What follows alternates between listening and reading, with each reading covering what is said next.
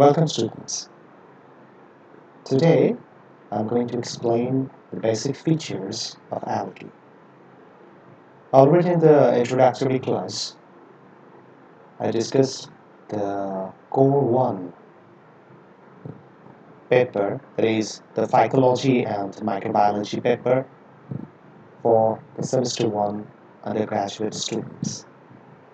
And today especially I want to discuss some basic facets of algae. So, how we can define algae? These are clover-bearing autophytic members of thallophytes.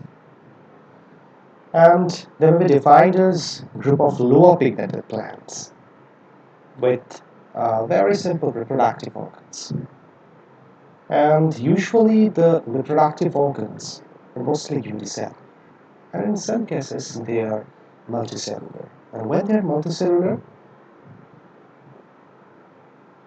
they form some sealed or cover-like structure.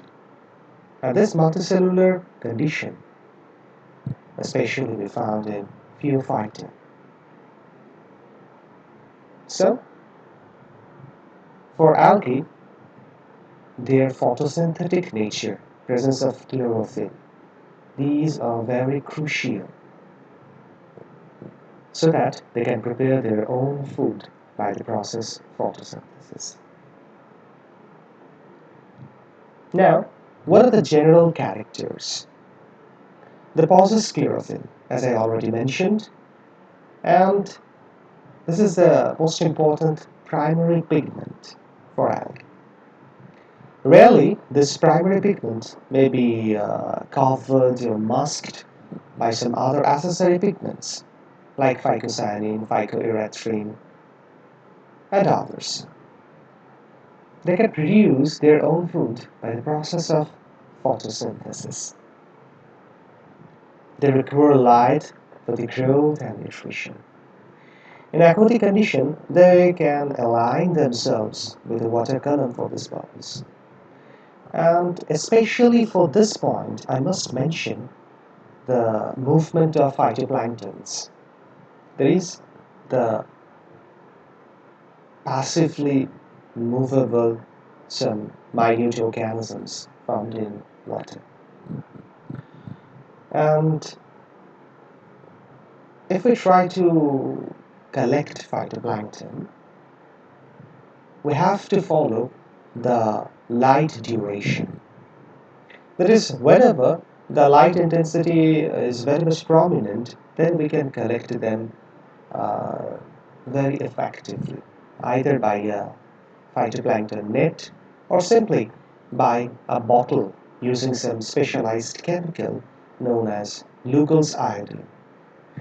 And these particular chemicals, especially we use them to increase the rate of sedimentation and to fix the other uh, flagellar or other external appendages in a suitable condition after the preservation process, so that we can easily count, identify them properly. And they are very special, and they show their representatives from prokaryotes to mesokaryotes to eukaryotes.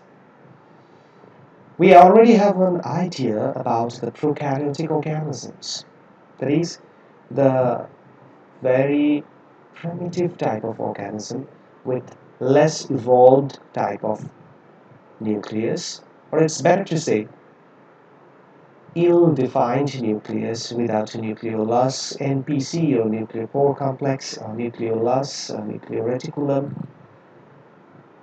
And then we can consider the mesokaryotes, somewhat evolved from the prokaryotes, but much evolved, less evolved than the eukaryotes. So it's better to say the mesokaryotic organisms prefer to align themselves between prokaryotes and eukaryotes. And last but not the least, if we consider the eukaryotic one, they are the mostly evolved with ideal nucleus, with all its counterparts. And with all integrated molecular machinery to evolve to maintain a balance in this environment. And these algal organisms, they can provide all these three types of example. Like prokaryotes, we can consider the nostoc, a blue-green algae, similarly anabina also, similarly spirulina also. So these are prokaryotes. If we consider mesokaryotes, we simply can mention the name of dinoflagellates. Like if we consider the genus name, like Serratium, Dinobrion, Goniolax, Noctiluca, etc., etc. And if you want to consider the eukaryotic one, most other algae, from the chlorella, a member of Chlorophyceae, to the mostly highly evolved red algal representatives. Now, the cells of algae are formed of cellulose. This is very, very important point because this cellulose is a carbohydrate and provides a blue color with iodine solution. So we can easily differentiate any unknown organism, whether they are algae, fungus, or others, by simply their cellular nature. And if we use the iodine solution, it provides a blue color, and this indicates the presence of cellulose.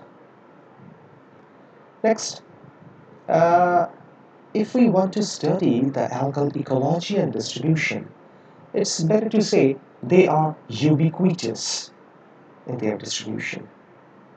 That is, we can all encounter them almost everywhere. And if you want to consider the habitat of algae, you can explain their nature by aquatic, semi-aquatic, or the terrestrial one. Obviously, there are some other habitats also, but these are the most important, stable, and established habitat. Among this, the aquatic and semi-aquatic representatives are much more than the terrestrial one. Now, uh, here we want to pinpoint their distribution depending on their habitat by some specific terms. Like plankton, free-floating algae.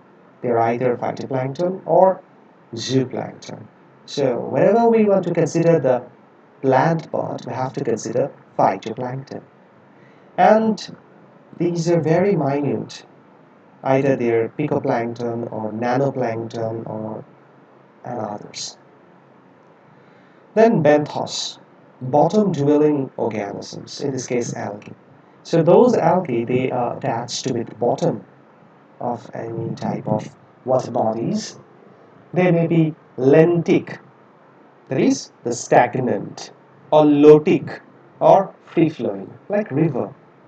And whenever you want to consider the lentic condition, like any stagnant lake.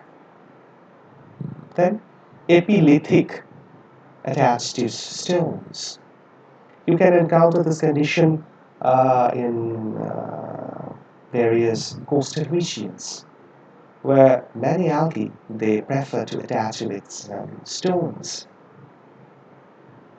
Then epipilic, when algae attached to sand or mud. Then epiphytic, wherever algae attached to plants. Then epizoic, that is attached to animals. And a special type known as neostomic, that is, organisms or algae live at the interface of water and atmosphere. So, by using these points, we can easily understand the nature and basic attributes, basic features of algae, whenever we want to study them in detail. Now, in the next slide, I want to show you some common, very common algal representatives. The first one This is the Chlamydomonas, a member of Chlorophyceae, that is the green algae. And the second one, Ulothrix. The first one, Chlamydomonas, this is a unicell. And the second one, Ulothrix, it's a group of cells. They formed the trichome. In the whole study material or textbook and in other material, usually you found two terms, trichome and filament. Usually, in some cases, we use them interchangeably or synonymously, but there is a very fine difference. Like a row of cells, one upon another, without a filament, without a sheath, is known as trichome. So a row of cell commonly known as trichome, and whenever a row of cell covered by any type of sheath, then this is known as filament. So this is the very basic difference between trichome and filament. Then this is one of the other macroscopic representative member of Chlorophyceae. This is alva, edible one or edible algae. Then we can consider the class Basidiophyceae or diatoms. This is one of the centric diatom. There are some other diatoms also, which are elongated one, not spherical, commonly known as spinette diatom.